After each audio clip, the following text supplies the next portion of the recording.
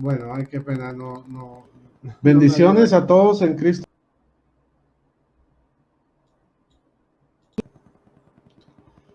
Bendiciones a todos en Cristo Jesús y en Santa María Siempre Virgen. Les habla Rodrigo Andrés Calvo, apologeta católico y miembro del movimiento Juan 23. Hoy voy a compartir, bueno, más bien he sido invitado por el hermano Milton Ortiz. Vamos a tratar el tema de la cruz de Cristo, un tema hermoso, apasionante. Y pues antes que nada quiero darle la bienvenida a Milton. Bienvenido, Milton, Dios te bendiga. Muchísimas gracias, hermano. Bendiciones a cada uno de ustedes, de los miembros de este bendecido grupo, Biblioteca de Apologética Católica.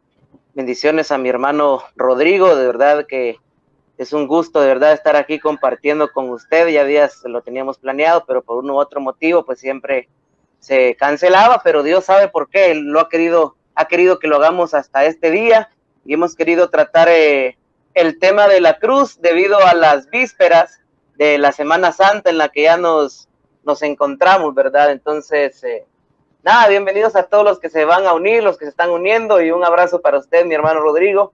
Vuelvo y repito, es un gusto estar compartiendo con usted. Gracias a ti, hermano, y bueno, ¿no? Sí, es un tema muy interesante porque muchos grupos protestantes, más que todo los neoprotestantes, detestan la cruz de Cristo y dicen que es maldita. Así es. Y el peor problema que hay ahí es que ellos no leen bien. Digamos que toda la confusión que nace en el protestantismo neopentecostal o neoevangélico se debe a no saber leer. Eso es un problema gravísimo, porque ellos basan toda su doctrina en Gálatas capítulo 3, versículo 13. Dice, Cristo nos rescató de la maldición de la ley, haciéndose él mismo maldición por nosotros, pues dice la escritura, ojo lo que dice, maldito todo el que está colgado de un madero, o el que muere colgado de un madero.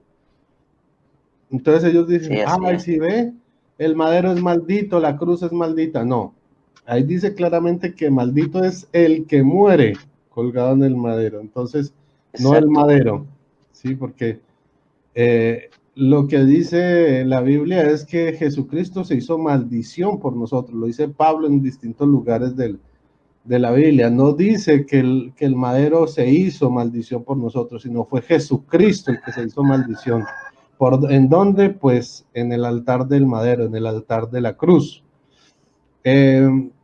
Bueno, hermanito, pues no, yo no sé, tú, ¿qué nos quieres compartir acerca de la cruz de Cristo? Bien, otra cosa en la que se confunden los hermanos no católicos, los hermanos protestantes, y yo se los he escuchado mucho, es que decir que los romanos, o sea, se inventaron este castigo para torturar, para matar de la manera más cruel a los delincuentes, ¿no? Y esto tampoco es así, porque la crucifixión, pero mejor dicho, la muerte en la crucifixión, es de origen persa, se utilizó primero por los bárbaros y luego pues fue adoptado por los griegos y por los romanos. Estos últimos no solamente crucificaban a los delincuentes, sino como lo vemos en el caso de Jesús, que por cierto no era un delincuente, sino que como dice Rodrigo, se hizo maldición por nosotros, murió por nuestros pecados, pero a lo que quiero llegar es a esto, no solamente se ejecutaba en el Imperio Romano con la crucifixión, sino que antes de eso tenía que haber una flagelación, pero el origen de la crucifixión no se da en Roma, sino que ya existía mucho tiempo antes. Así es, la crucifixión es muy anterior a los romanos, de hecho los romanos la tomaron y digamos que le hicieron ciertas reformas al sacrificio de la cruz, pero antes la crucifixión era en X, o sea, las primeras crucifixiones era la persona extendida de brazos y de piernas, ¿sí? Cada miembro en una de las esquinas de la cruz, y así se mataba a las personas. Ya luego los romanos la adaptaron a la forma de la cruz que conocemos hoy en día. Por otro lado, bueno, yo quiero pues tomar como referencia, pues hay varias citas de Gálatas, pero quiero comenzar con Romanos, que es el primer libro que nos habla Pablo sobre la crucifixión. Y nos dice Romanos 6:6, sabiendo que nuestro hombre viejo fue crucificado con él, a fin de que fuera destruido este cuerpo de pecado y cesáramos de ser esclavos del pecado. Entonces, aquí dice que nosotros somos crucificados con Cristo. ¿Para qué? Para que muriera el cuerpo del pecado, no para que muriera la cruz. ¿Ok? Entonces, miren cómo el mismo Pablo nos va hablando de que nosotros, los verdaderos cristianos, somos crucificados con Cristo. O sea, la cruz, a diferencia de lo que dicen muchos neoprotestantes, es un símbolo cristiano. Y es curioso porque si tú ves muchos de los protestantes en Estados Unidos, pues que son iglesias gringas, o sea, que no hay latinos ahí, en esas iglesias la gente utiliza la cruz en el cuello, la tienen en sus cultos, pero los latinoamericanos, los protestantes latinoamericanos, no. Muchos la ven como una maldición. Y de hecho, si en las iglesias protestantes de Estados Unidos que tienen latinos, no utilizan la cruz, pero en los gringos, que son las originarias, de donde salen estos movimientos evangélicos latinoamericanos ahora, pues ellos sí utilizan la cruz. Entonces vemos cómo solo por el cambio de cultura de gringo a latinoamericano tiene una visión totalmente opuesta de la cruz. ¿Por qué? Porque, así es, hermano, claro, me gustaría preguntarle, por si usted acaso nos pudiera ilustrar en esto. ¿De dónde viene esa doctrina? O sea, ya quedó claro que las iglesias estadounidenses o los protestantes gringos, por decirlo así, ¿no? La utilizan, así como en las iglesias luteranas, que es de donde nace el protestantismo, en las iglesias de ellos utilizan imágenes. Aquí en Guatemala hay una iglesia, de hecho yo lo publiqué hace un tiempo, donde es luterana, donde se utilizan imágenes. Entonces, ¿de dónde viene esta doctrina de decir que la cruz es maldición y todo esto de las imágenes, etcétera? pues mira, esto viene de una tradición netamente latinoamericana. ¿Por qué? Porque al comienzo muchos, bueno, fueron enviados pastores protestantes a Latinoamérica y digamos que una de las doctrinas evangélicas es tratar de cambiar la mentalidad y cambiar la cultura de la gente. Pero digamos que estos primeros pastores gringos tuvieron que readaptar su doctrina para mostrar una supuesta oposición entre la doctrina protestante y la doctrina cristiana católica.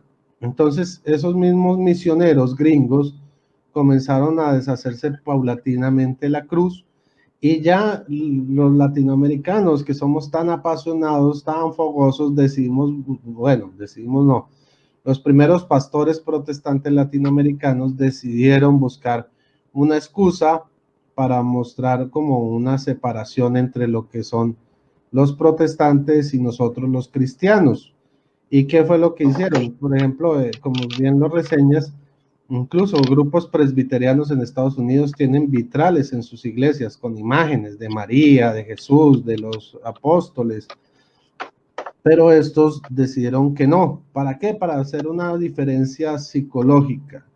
Además que, por ejemplo, el hecho de que la situación económica de estos primeros misioneros y de estos primeros pastores latinoamericanos, pues no les permitía tener unos templos al estilo gringo o al estilo católico. ¿Por qué? Porque eran, digamos que debido a la escasez económica que tenían, que no tenían casi seguidores, ellos comenzaron a crear sus iglesias en garajes, en negocios, o sea, alquilaban un local y ahí ponían su iglesia. Y pues obviamente, pues un local, un garaje, pues por lo general no tiene ventanas, no hay forma de arreglarle nada. Entonces buscaron como una excusa para poder quitar elementos que tuvieran relación con el catolicismo, que compartiera el mismo protestantismo, entre esos la cruz, las imágenes como la de los vitrales y todo eso fueron recortadas, y por eso vemos que en películas gringas, las iglesias evangélicas, muchas tienen vitrales y este tipo de organización similar a la católica, pero en el caso de Latinoamérica son bodegas que a duras penas tienen ventanas, o generalmente son bodegas donde se guardan bodegas industriales, pues, que son adaptadas para formar supuestamente sus iglesias. Sí, Entonces, de hecho le comento algo breve, de hecho, como no sé si sí creo que se lo comenté a usted en privado. Yo una vez pues me confundí, ¿no? Porque empecé a ver una película protestante muy famosa, no voy a decir cuál es, ¿verdad? Pero resulta que esa película pues tenía imágenes y yo por el simple hecho de que tenía imágenes, como en ese tiempo yo todavía no sabía, comenzaba en esto de la apologética, pensé que la película era católica y luego usted me aclaró que era luterana. El templo era luterano, entonces es increíble cómo hay tanta contradicción entre el fundador del protestantismo. De hecho, sí, la contradicción va más allá, a pesar de que El Lutero tema fue de la Santa Cruz. Sí, es cierto, porque es que a pesar de que Lutero fue el primer evangélico, porque él le puso a su nombre, el nombre de la iglesia que él le puso fue Iglesia Evangélica Luterana, él fue el primer evangélico, primero evangélico de primera generación. Los evangélicos de segunda generación de John Wesley creían en muchas cosas que creía Lutero, como en el bautismo de niños, pero quitó otras. Y en la tercera generación, que fue ya fundada por Billy Graham, un pastor que murió hace como 10, 15 años, un pastor bautista, fue el fundador de la doctrina evangélica de la tercera ola. Todos tienen sus diferencias y miren que cuando los evangélicos de Billy Graham llegaron a Latinoamérica, no llegaron como los diseñó, como se los inventó Billy Graham. Bueno, aunque sí hay cierta influencia, porque Billy Graham, y en parte también esto explica el hecho de que estas iglesias no tengan imagen ni nada, porque Billy Graham, a pesar de ser un pastor bautista, en su afán de fundar iglesias, él comenzó a decir que las iglesias podían fundarse en carpas de circo, y entonces él comenzó a comprar carpas de circo y comenzó a fundar iglesias de carpas de circo por toda Norteamérica. Ahora, pues, ¿qué vitral le puede uno montar a una carpa de circo? Ninguno. ¿Qué cruces o qué decoración le puede montar uno a una carpa de circo? Pues nada. Entonces, realmente ahí también comenzó otra de las razones por la cual esta doctrina evangélica se ha deformado tanto. Como te digo, muchos protestantes como presbiterianos y todos esos que son gringos, ellos sí utilizan las imágenes, pero en el caso del fundador de los evangélicos de la tercera ola, que su fundador es Billy Graham, pues el hecho de que sus iglesias fueran fundadas en carpa de circo con payasos adentro y todo, llamados pastores, el hecho de que eso fuera una carpa de circo pelada, eso también influyó un poco en la mentalidad evangélica protestante en Latinoamérica, por eso tampoco se utilizan ningún tipo de imágenes y por eso se construyó todo un cuento contra las imágenes, o sea, ellos fueron los que comenzaron a hacer su doctrina contra las imágenes. Transversando textos y todo eso. Sí, máximo, o sea, su texto estrella es Éxodo 24, aunque no Sí, leen no, igual ni el como... 3 ni el 5 porque lo refutan. De hecho, Sí, correcto. Como le digo, transversando tanto ese texto de Éxodo 24 como el que usted nos dio a un principio, de donde dice que Jesús se hizo maldición, ellos dicen que ya la cruz, ¿ok? Entonces, siempre sacan los textos de contexto, como se dice, ¿no? claro. Y lo peor es que no leen ni siquiera completo el Éxodo 20, porque si lo leyéramos completico, nos podríamos dar cuenta que en Éxodo 20:23, en el mismo capítulo, dice: no haréis junto a mí dioses de plata, ni os haréis dioses de oro. O sea, a lo que se refería Éxodo 23 era imagen de otros dioses. pero divinidades. Solo se fijan en un solo texto, claro, por eso no leen el versículo 3 ni el versículo 5, solamente el 4. Y pues mucho menos es como, hay otro salmo, hermano, hay otro salmo, no recuerdo cuál es, pero dice que tienen ojos y no ven, tienen oídos y no oyen, pero no leen lo que dice más adelante o más para atrás, creo que los ídolos dice, o sea, no dice las imágenes, sino, ajá. Los ídolos de los paganos son oro y plata, y eso correcto. Va en consonancia con esto que dice Éxodo 20:23, no haréis junto a mí dioses de plata, ni os haréis dioses de oro. Pero ellos desconocen que existe ese versículo dentro del mismo Éxodo 20. ¿Por qué? Porque ellos les enseñan, no salga de este versículo. Todo lo que usted necesita saber está en el versículo y punto. Y en ese salmo que tú acabas de mencionar. Pero bueno, volvamos un poquito al tema de la cruz. De la cruz. Sí. Entonces, pues nosotros sabemos que el verdadero evangelio es el de Cristo crucificado, ¿no? Ajá, así es. Y eso lo encontramos, o sea, digamos que la identidad cristiana de todos nosotros los cristianos frente a la cruz es tan fuerte que hasta el evangelio verdadero es el de la cruz, porque nosotros podemos encontrar en el protestantismo el evangelio de la prosperidad, el evangelio del rapto, el evangelio de la falda pantalón, o sea que si usted... De la sola fe. Que si las mujeres utilizan pantalón se van para el infierno y que los hombres deben pantalón, el evangelio de la salvación solo por la fe, el evangelio de las 5 solas, en fin. Sí, la salvación por diezmo, bueno, evangelios hay, el evangelio de que hay que guardar el día sábado, pero Pablo es muy, digamos, incisivo en el hecho de mostrarnos que, o sea, que solo hay un evangelio, ¿sí? Dice... Y es el de Cristo crucificado, ¿no? Sí, claro. Y es muy interesante, volviendo a Romanos, donde él dice, pues, Romanos 1:16, donde él asegura o nos enseña, dice, pues no me avergüenzo del evangelio porque es poder de Dios para la salvación de todo el que cree, del judío primeramente y también del griego. O sea, este evangelio, ¿sí? Es poder de Dios. Y en otra parte dice, me sorprende que ya, o sea, ustedes estén predicando otro evangelio. Y si viene, aunque sea un ángel del cielo y les predica otro evangelio, es maldito. Y lo repite 2 veces. Dice, y lo repito, si viene otra persona con un evangelio distinto al que les he predicado, sea maldito. ¿Sí? Y entonces vemos que es importante predicar el evangelio correcto. No podemos andar predicando el evangelio de lo que se nos ocurra, ni el sábado, ni la prosperidad, ni el evangelio de la salvación por diezmo, o la salvación solo por la fe.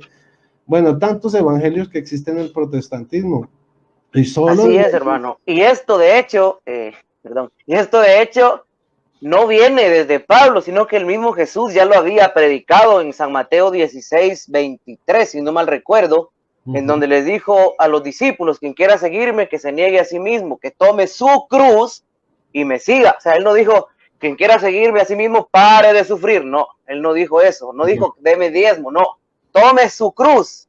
¿Ok? Así es. Pues desde tiempos de Jesús ya se ha venido enseñando sobre la cruz. Y es muy interesante lo que tú dices, porque hoy en día en estas iglesias, lo que se les enseña es eso, de que si usted acepta a Cristo en el corazón y acepta el evangelio que le estamos predicando, usted va a dejar de sufrir, su vida se va a llenar de alegría, ya no va a tener problemas, todo se le va a solucionar. O sea, tenemos al genio de la lámpara. Y Jesucristo no enseñó eso, dijo que sus verdaderos seguidores toman su cruz y lo siguen, o sea, no es que todos pongan la cruz en Cristo y ya Él se encarga de lo demás, no. De hecho, Jesucristo dice que Él ayuda a aliviar a nuestras cargas, vengan a mí los que están cargados y agobiados y yo los haré descansar. O sea, Él nos ayuda a llevar nuestra cruz, pero no nos la quita. O sea, correcto. Porque digamos que la identidad del cristiano está es en la cruz de Cristo, nada más. Y volviendo a la importancia de este evangelio, del cual Pablo nos enseña que no se puede predicar otro evangelio al que nos ha enseñado, que en Romanos 1:16 nos dice que no nos debemos avergonzar de este evangelio, porque es poder de Dios. O sea, ¿por qué causó vergüenza este evangelio que solo predica la Iglesia Católica y la Biblia? Pues porque dice lo siguiente, en 1 Corintios 1:17-18, porque no me envió Cristo a bautizar, sino a predicar el evangelio, y ojo, y no con palabras sabias, para no desvirtuar la cruz de Cristo. O sea, este evangelio está centrado en la cruz de Cristo, no es una cuestión de sabiduría mundana, ni de secretos revelados, no. Y dice así, pues la predicación de la cruz, ojo, la predicación de la cruz es una necedad para los que se pierden, más para los que se salvan, para nosotros es fuerza de Dios. Entonces, es curioso ver cómo los protestantes dicen que la cruz es maldita, ¿sí? Sobre todo los protestantes latinoamericanos, que la cruz es maldita, pero Pablo nos dice no, o sea, que la predicación de la cruz es una necedad. Fuerza de Dios. Pero, sí, pero que es necedad, pero ¿para quiénes? Para los que se pierden. Para los que se pierden. Dice, pero para los que se salvan, para nosotros, es fuerza y es poder de Dios. O sea, es increíble. Entonces, desde este punto de vista vemos cómo los protestantes son necios desde este versículo, porque para ellos es una necesidad predicar la cruz. Bueno, su versión dice necedad, la mía dice locura. Bueno, sí, es locura, es necedad, es terquedad, es tontería. Así es. Es estupidez, por decirlo de otra forma más fuerte, ¿ya? Sí, así es. Pero y si seguimos leyendo en 1 Corintios 1, 23, 24, y en esto sí voy a leerlo, voy a poner la versión Reina Valera, porque es más explícita, ¿sí? Porque dice, pero nosotros predicamos a Cristo crucificado. Ojo, ¿qué es lo que predica Pablo y qué es lo que predica la iglesia cristiana? A Cristo crucificado. Para los judíos ciertamente tropezadero y para los gentiles locura.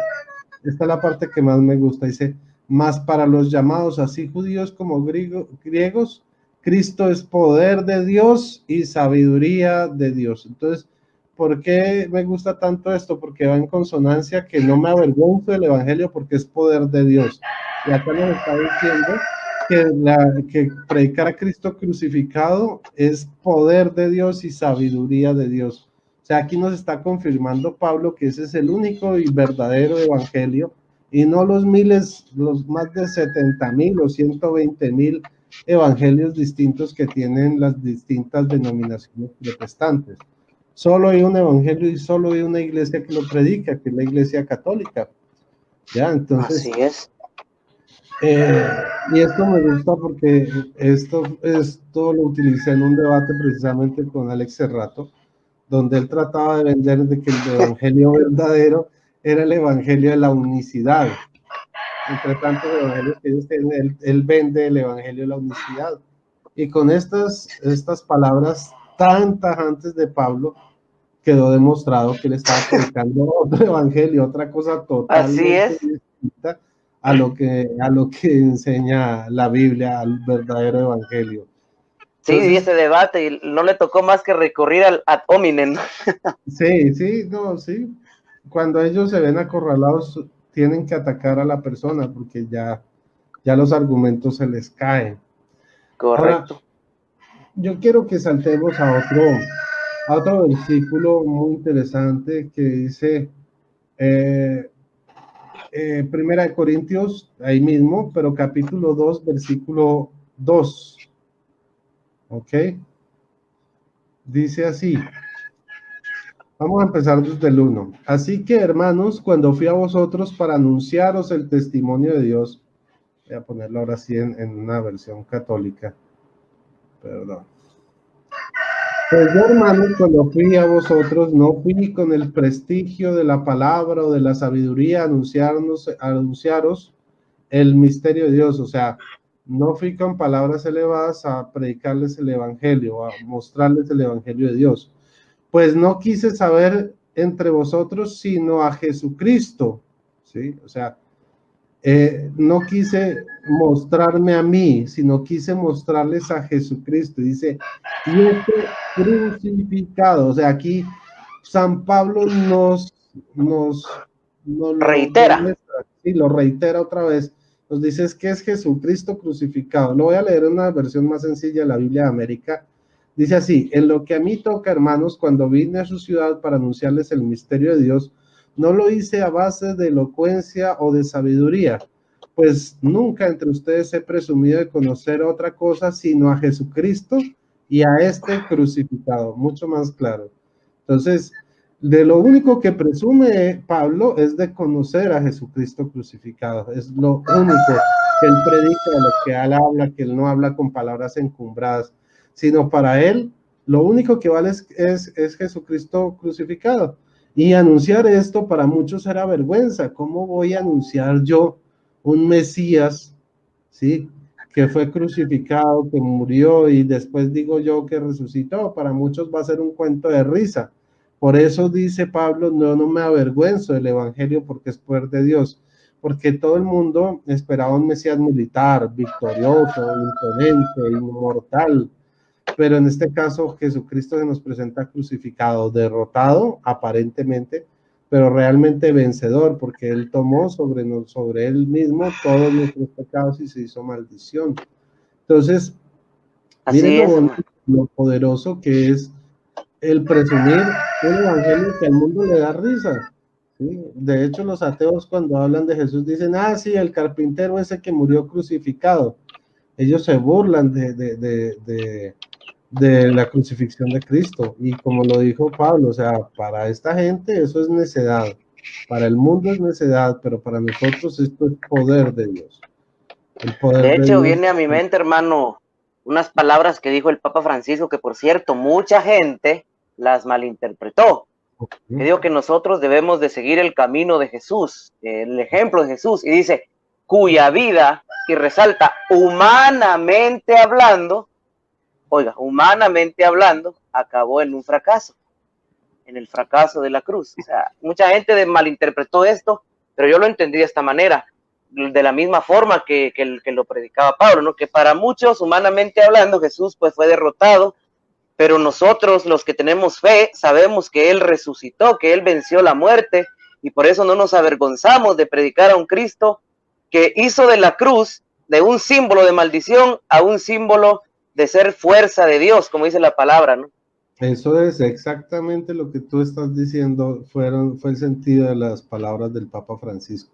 O sea, humanamente, o sea, para el mundo, para la gente que no entiende, que no conoce de Cristo, para el protestante, la cruz fue un fracaso, es una maldición, es algo no deseable, ¿sí?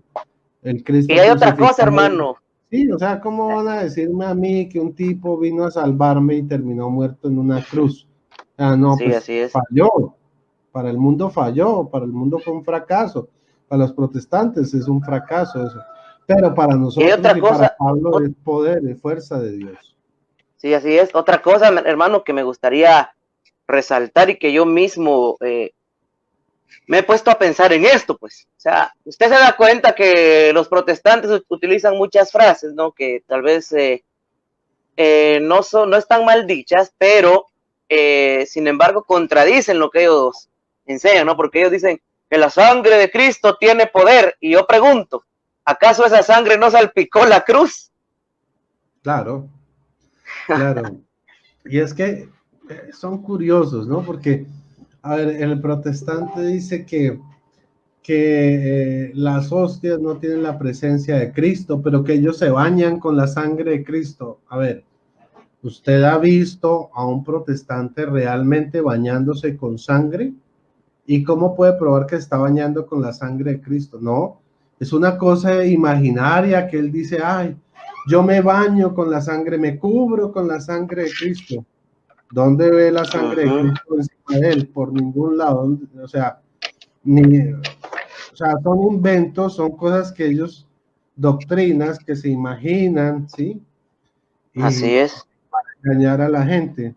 Porque Y dicen, es curioso, como le digo, es curioso que ellos digan que la sangre de Cristo tiene poder y que la sangre de Cristo es bendita, pero bueno, Jesús manchó, por decirlo así, no manchó, sino salpicó con su sangre la cruz. ¿Y por qué la sangre de Jesús es bendita y la cruz que está salpicada de la sangre preciosa de nuestro Señor, por qué la cruz es maldita? O sea, una contradicción bastante evidente, pues. Claro. Además que Jesucristo dijo que su sangre estaría presente verdaderamente en el vino en el momento de la transubstanciación y su carne en el pan, o sea, todo su cuerpo. Entonces, que se transforma. Entonces, ustedes, si Jesucristo dice que su sangre es el vino, ¿sí? ¿De dónde han visto ustedes que están echándose vino encima y diciendo que es la sangre de Jesús? No, todo es simbólico, todo es fantasmagórico, no, yo me echo la sangre fantasmagórica de Jesús encima para cubrirlo, pero por ningún lado no ve que estén echando sangre, nada, o sea, son puros, ellos viven de fantasía en fantasía, y entre toda tanta fantasía bonita están contradiciendo la Biblia, porque... Y no solo la Biblia, sino también sus mismas enseñanzas, es que sus doctrinas chocan, hermano, es increíble cómo chocan sus falsas doctrinas. Lo vemos en el ejemplo de por qué hay protestantes gringos que creen en la cruz, sí, y en las imágenes, y cómo los protestantes latinoamericanos de las mismas denominaciones no lo creen. Así es.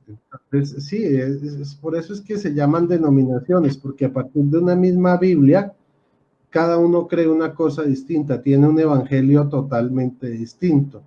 Pues nosotros los cristianos católicos no somos denominación, somos religión. ¿Qué significa religión? En latín religare, unirse fuertemente a Dios. Y somos religión porque predicamos el único y verdadero evangelio, que es el evangelio de Cristo crucificado. Lo demás son denominaciones. ¿Ok? Muy bien. Hermano, me gustaría que habláramos ahora siempre de la cruz, ¿no? Pero muchos protestantes también nos critican por el hecho de que nosotros el miércoles de ceniza, pues nos ponemos una crucecita de ceniza en la frente. Ellos dicen, ya ve, ¿dónde dice la Biblia? Como esa cierta persona que usted ya mencionó, ¿dónde dice la Biblia que ustedes se tienen que poner una cruz en la frente, en el cuello y que no sé qué? Pero esto de la cruz de ceniza no se lo inventó la Iglesia Católica, de hecho viene del Antiguo Testamento, ¿verdad? Es así. Así es, eso lo encontramos en Ezequiel, capítulo 9, versículo 6. Ahorita me voy a buscarlo. 9:6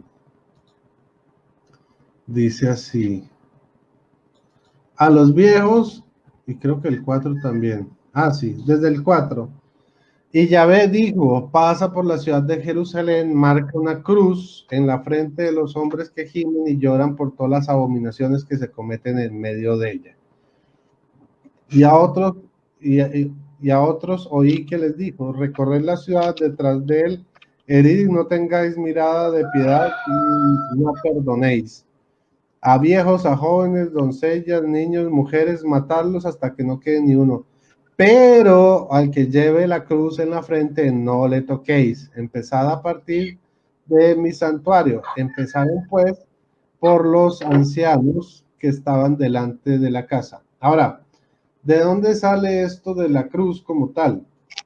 Resulta que en el texto hebreo, la palabra que está ahí es una taf, y en el texto griego es una tau.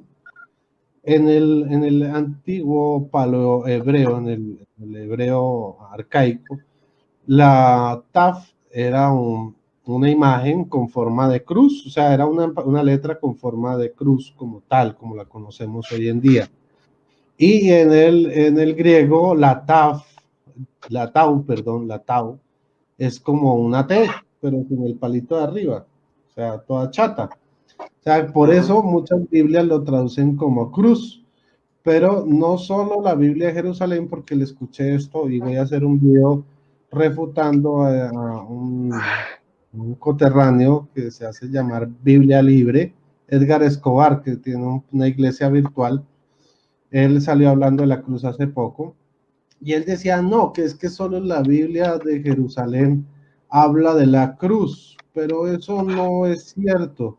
O sea, hay varias Biblias. La Biblia, por ejemplo, a ver, déjenme. La Biblia latinoamericana también habla de cruz, ¿sí? Pues hay varias, pero la Biblia, a ver, déjame mirar aquí rápidamente. La Biblia de Serafín Aucejo también habla de cruz. Hay muchas que traducen cruz. ¿Por qué? Porque definitivamente la Tau tiene forma de cruz y nosotros si ponemos Tau, pues nos quedaría difícil entender cómo era la forma de esa señal. Pero pues básicamente la forma de esa señal era una cruz y por eso es correcto traducirla como cruz, como signo de la cruz. Y es algo que viene, lo que hacemos el miércoles de ceniza es algo perfectamente bíblico, por lo tanto, ¿sí? Y es una tradición bíblica que, digamos, es donde Yahvé le dice a los ángeles exterminadores que maten a todos excepto a sus elegidos, y sus elegidos estaban marcados con una cruz en la frente. De hecho, en Apocalipsis también se nos habla de esta marca en la frente de los elegidos de Dios.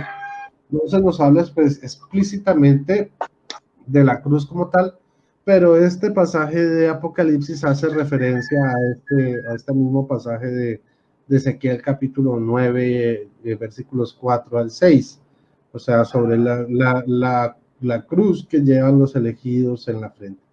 Esa sería como la señal. Ahí no dice cruz como tal, sino un sello, pero ya se sobreentiende leyendo estos dos textos y leyendo, como hemos venido diciendo en todo el video, que el evangelio de Jesús es el evangelio de un Cristo crucificado, ya se sobreentiende que el sello es la cruz, pues no habría por qué.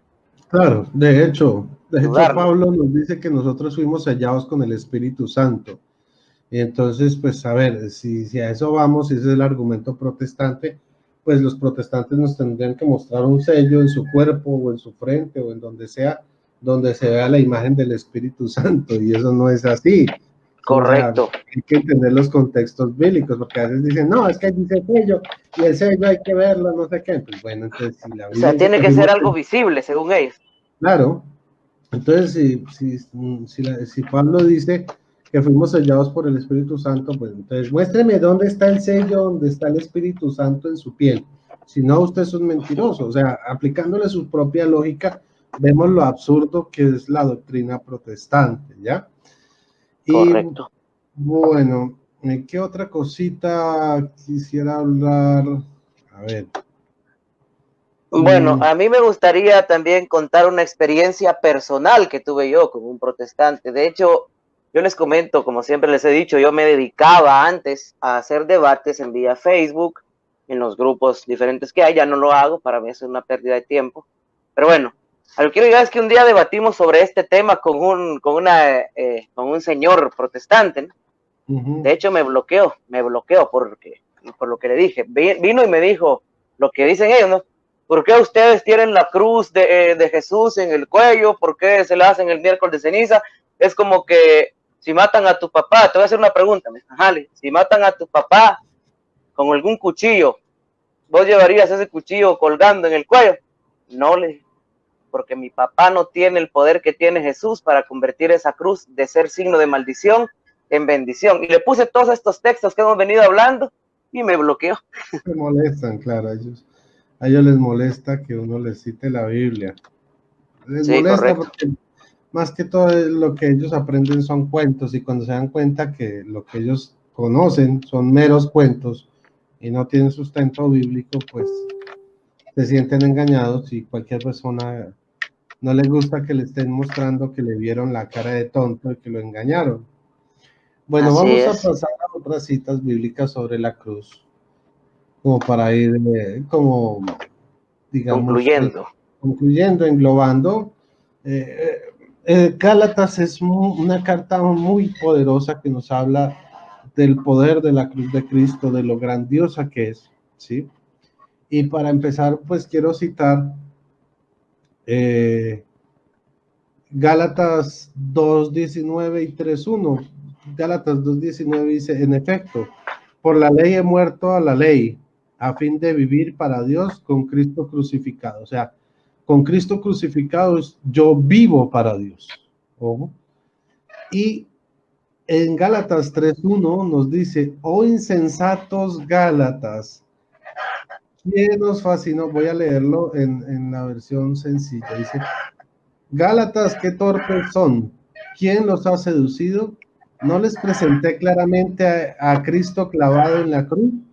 Solo esto quisiera preguntarles. ¿Recibieron ustedes el Espíritu por haber cumplido la ley o por haber aceptado la fe? O sea, miren que Pablo nos dice, aquí ya ustedes les cambiaron la mentalidad. O sea, no es por la ley, no es por las cosas que ustedes les están diciendo, sino que yo les presenté, dice, no les presenté claramente a Cristo, a Jesucristo clavado en una cruz, o sea, a Cristo crucificado.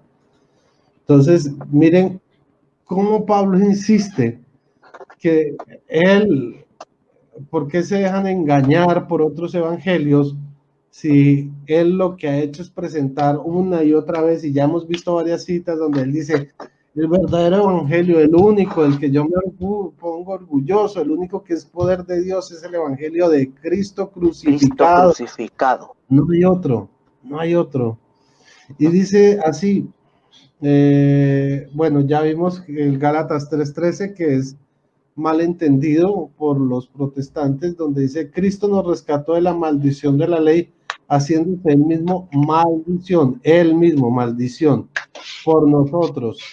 Pues dice la escritura, maldito todo el que está colgado de un madero. O sea, el que muere en el madero, no el madero como tal. Ahora, sigamos mirando y explorando qué nos enseña la carta de los Gálatas. Vamos al capítulo 5. En el capítulo 5 nos muestra que los cobardes, ¿sí? Bueno, vamos a mirarlo primero. Dice así, 5:11. En cuanto a mí, hermanos, si aún predico la circuncisión, ¿sí? Porque acuérdense que había falsos hermanos que decían que sí, que había que seguir a Jesucristo, pero que a los nuevos que fueran gentiles había que circuncidarlos según la ley de Moisés. Dice, pues, en cuanto a mí, hermanos, si aún predico la circuncisión, ¿por qué soy todavía perseguido? Pues ya acabó el escándalo de la cruz. O sea, ¿qué es lo que nos dice aquí realmente Pablo? Nos dice, si yo predicara que somos salvos por la circuncisión, pues obviamente a mí no me perseguirían, pero a mí me están persiguiendo porque lo que les estoy diciendo es que la cruz, que es escándalo para los judíos, para nosotros ya se acabó ese escándalo, porque Jesucristo se hizo pecado, tomó sobre sí todas nuestras cargas, fue en la cruz del Calvario. Entonces dice ahí en el 5:11 sobre eso, que lo importante es la cruz, no la circuncisión. Y dice en el 24, en el versículo 24 dice, pues los que son de Cristo Jesús han crucificado la carne con sus pasiones y sus apetencias. O sea, los que somos de Cristo, en la cruz del Calvario, junto con Cristo, hemos crucificado la carne con sus pasiones y sus apetencias. O sea, todo pecado, toda malicia, toda cosa propia de la carne que nos lleva a la perdición, ha sido clavada junto con Cristo en la cruz del Calvario. Entonces, miren lo hermoso que Pablo nos habla sobre la cruz. Y sigamos con el capítulo 6, ya vimos el 5, vamos al 6, versículo 12, dice, los que quieren ser bien vistos en lo humano, o sea, los que quieren ser bien vistos ante la gente, voy a leer en una versión bien clara, 6:12. 6:12, sí.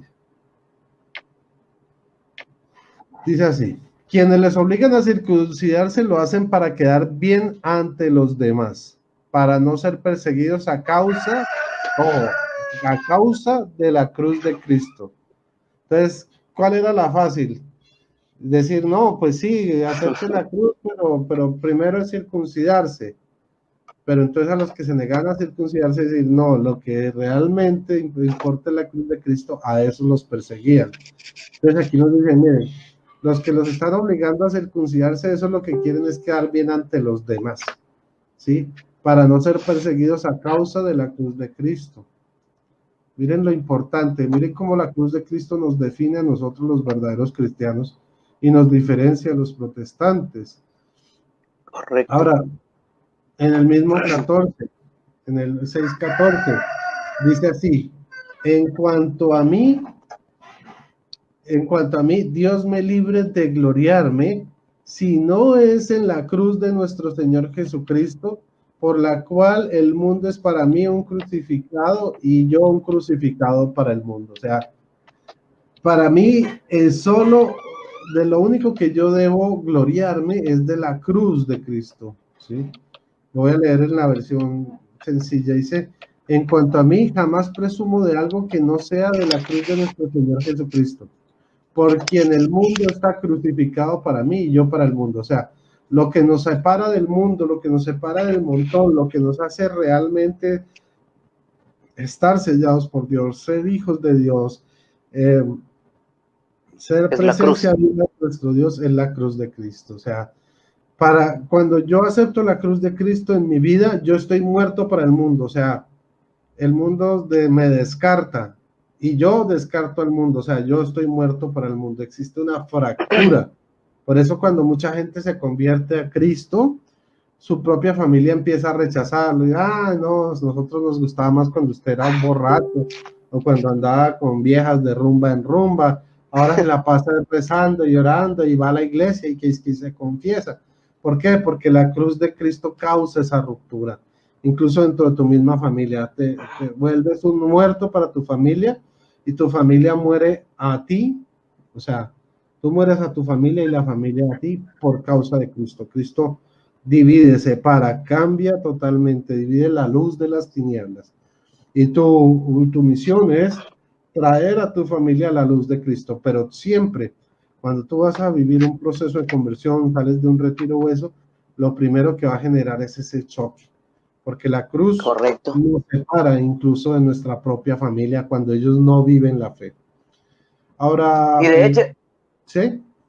De hecho, hermano, me hacía pensar este texto de lo que hemos venido hablando, ¿no? Que hay muchos que, como usted dice, que en aquel tiempo querían quedar bien predicando la circuncisión, tal vez junto con la cruz, ¿no? Pero para ellos lo más importante era cumplir la ley de en ese tiempo, la circuncisión y todo eso.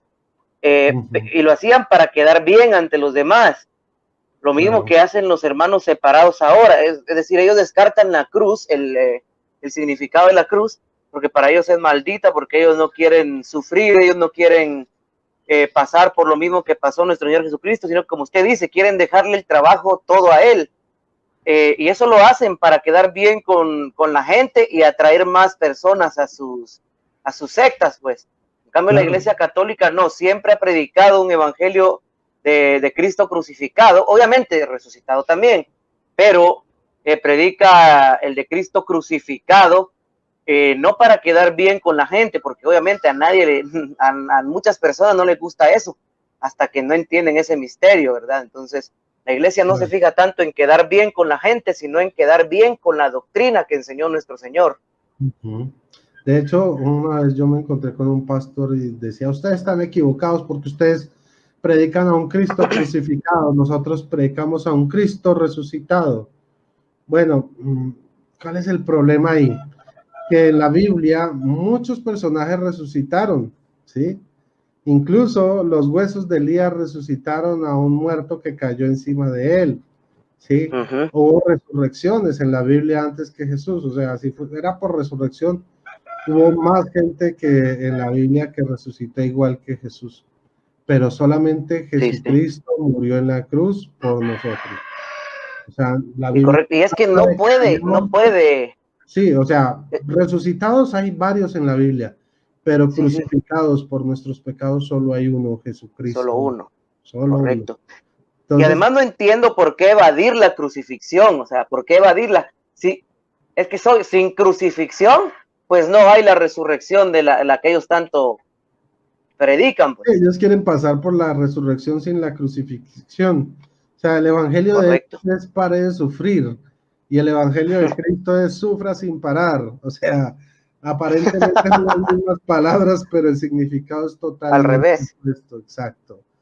Entonces, Sí. y ahí es donde vemos cómo se manifiestan quiénes son los verdaderos cristianos y quiénes no lo son. Y eso lo encontramos en Filipenses capítulo 3, versículo 18. Dice así: pues ya les advertí muchas veces y ahora tengo que recordarles con lágrimas en los ojos, o sea, chillando. Pablo lo dice chillando: muchos de los que están entre ustedes, ojo, son enemigos de la cruz de Cristo. De Cristo. O sea, nosotros decimos que somos cristianos, los protestantes también dicen que son cristianos. ¿Cuál es la diferencia? Que ellos son enemigos de la cruz de Cristo, nosotros no. Entonces, ¿cuáles son los verdaderos cristianos? Nos los dice Filipenses 3:18, perdón, los falsos cristianos son los que son enemigos de la cruz. Enemigos de la cruz. Claro, y los que son de Cristo verdaderamente son los que predicamos a Cristo crucificado. Así es. Sí, hermanito. Bueno, yo creo, ¿tú tienes algo que agregar antes de que demos por finalizado el programa? No, nada, hermano, más que agradecerle a usted por su tiempo, por el espacio que nos ha brindado, ya que este tema ha estado muy interesante. Esperamos volver a compartir juntos en alguna otra ocasión, porque Cuando la verdad quiera. sí estuvo bastante bonito el tema, y como lo decía, mejor en estos momentos en los que podemos reflexionar, ¿verdad? En los que tenemos el tiempo para hacerlo, y mejor si es en vísperas de la pasión y muerte de nuestro Señor Jesucristo, donde la recordamos, ¿verdad? Entonces, nada, hermano, un abrazo, le agradezco y bendiciones. Bueno, bendiciones a todos. Gracias, Milton. Estuvo de verdad muy chévere el programa, lo disfruté completamente. Creo que eres una persona muy amena con la cual se puede compartir de una forma muy agradable, y ojalá sí sigamos teniendo más programas para compartir más temas ahora en esta Semana Santa, hacer 2 o 3 programitas más, seguir haciendo programas para la edificación del pueblo de Dios. Y te agradezco. Primero Dios, hermano. Bueno, no siendo más, hermanito, les agradezco a todos por su atención. Nos vemos en una próxima oportunidad. Que el Señor les bendiga y viva Cristo Rey. Bye, bye.